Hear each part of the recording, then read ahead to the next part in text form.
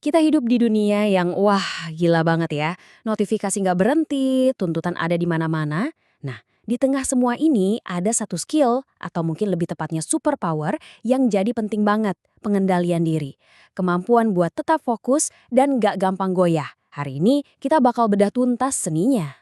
Kenal banget kan sama perasaan ini? Rasanya, pikiran kita itu kayak browser yang kebuka 1000 tab.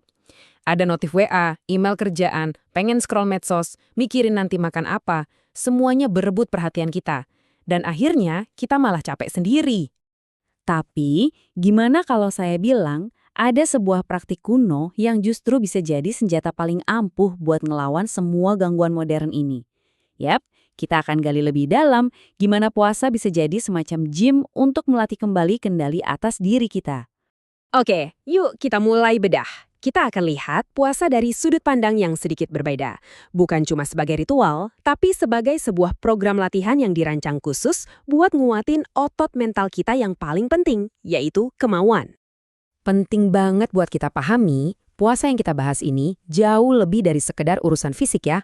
Ini soal menahan diri dari hal-hal yang nggak baik, melatih pikiran, melatih emosi. Intinya, ini adalah latihan pengendalian diri yang total. Dan ini bukan cuma teori loh, penelitian juga membuktikan ada manfaat psikologis yang nyata banget. Puasa itu bisa jadi cara buat meredam emosi negatif kayak amarah, melatih kita jadi lebih sabar, ningkatin kecerdasan emosional, dan pada akhirnya ngebentuk kita jadi pribadi yang lebih dewasa dan jujur. Nah, sekarang kita udah tahu apa aja manfaatnya. Pertanyaan berikutnya, gimana cara kerjanya? Kok bisa sih latihan mental ini benar-benar mengubah kita dari dalam?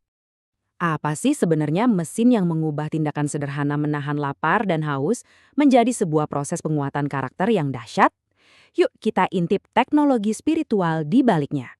Nah, ini dia jawabannya. Tazkiyatun Nafs.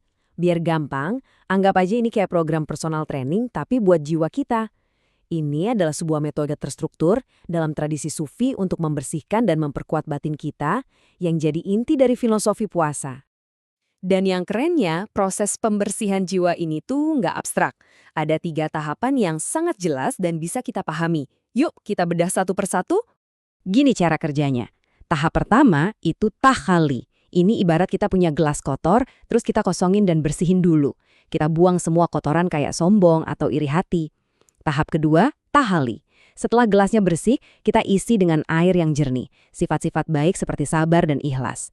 Nah, tahap terakhir, tajali, itu adalah momen saat gelasnya udah penuh dan meluap, kita mencapai kejernihan spiritual. Oke, sekarang mari kita bawa konsep yang powerful ini ke zaman sekarang. Gimana jadinya kalau prinsip puasa dan penyucian jiwa ini kita aduin langsung sama tantangan-tantangan hidup di era modern? Disinilah pertarungannya kelihatan jelas banget. Puasa ngajarin kita sabar, sementara dunia modern menuntut kepuasan instan. Puasa ngajak kita refleksi, sementara kita setiap hari dibombardir sama noise digital. Ini adalah pertarungan langsung antara pengendalian diri versus budaya serba instan dan konsumtif. Jadi, gimana caranya biar kita bisa menang dalam pertarungan ini? Nah, untungnya praktek kuno ini juga ngasih kita semacam toolkit yang super praktis dan relevan buat kehidupan kita sekarang. Yuk kita lihat beberapa di antaranya. Pertama, ada yang namanya muraqabah. Anggap aja ini adalah praktik mindfulness tingkat tinggi.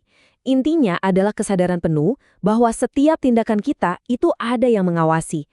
Kesadaran ini ngebangun semacam kompas moral dari dalam diri yang kuat banget. Selanjutnya, dan ini penting banget di zaman sekarang, kelola waktu digital kita. Ini bisa dibilang bentuk puasa modern.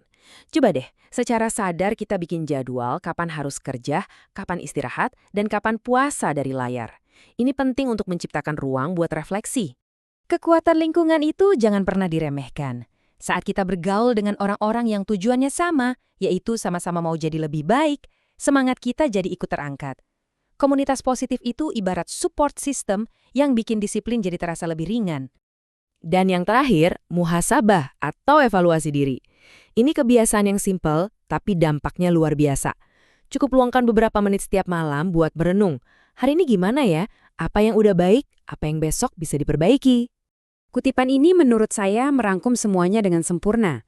Tujuan akhir dari semua latihan ini sebetulnya bukan untuk membatasi, tapi justru untuk menjadi master atas diri kita sendiri.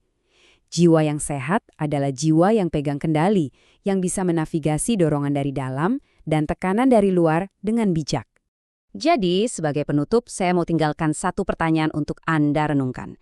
Kalau kita coba terapkan prinsip puasa ini di luar urusan makan dan minum, kira-kira apa satu hal dalam hidup Anda, bisa jadi media sosial, kebiasaan mengeluh, atau belanja impulsif, yang kalau Anda puasakan bisa mengembalikan kendali dan fokus Anda secara luar biasa? Coba deh dipikirkan.